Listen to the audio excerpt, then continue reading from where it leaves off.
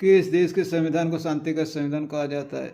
Japan के संविधान को शांति का संविधान कहा जाता है।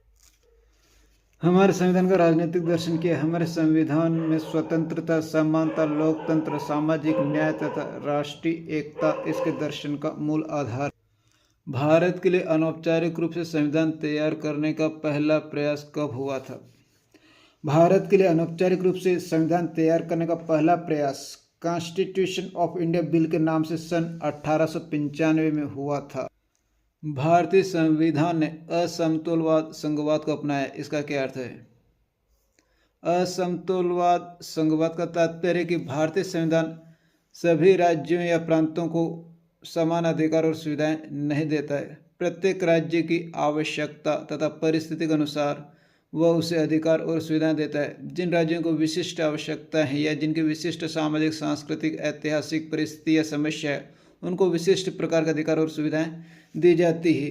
इस प्रकार प्रत्येक राज्य के एक समान अधिकार और सुविधाएं नहीं है। इस कारण भारतीय संविधान असमतोल संघवाद से संबंधित है। भारतीय संविधान एक विदेशी दस्तावेज है या उधार का थैला है, इसका क्या अर्थ है? भारतीय संविधान की कई बार आलोचना की जाती है कि वह एक विदेशी दस्तावेजों की नकल है या उधार का थैला है। इसका तात्पर्य है कि भारतीय संविधान के अधिकांश प्रावधान विदेशी संविधानों से संबंधित है या उनसे प्रेरित होकर भारतीय संविधान में ग्रहण किए गए हैं।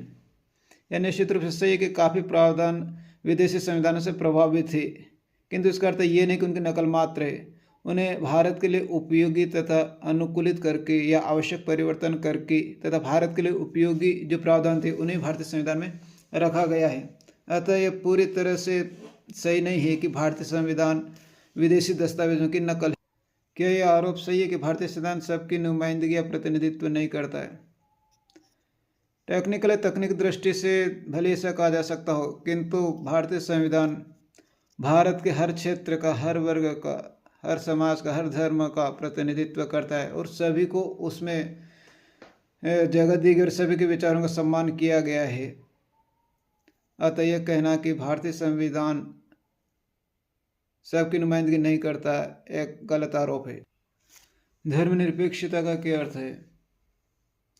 धर्मनिरपेक्षता से तात्पर्य है कि राज्य धार्मिक मामलों में तटस्थ रहेगा तथा धर्म भी राज्य के क्षेत्र में या नीति के क्षेत्र में कोई हस्तक्षेप नहीं करेगा। दोनों अपने अपने क्षेत्र में स्वतंत्र और पृथक होंगे।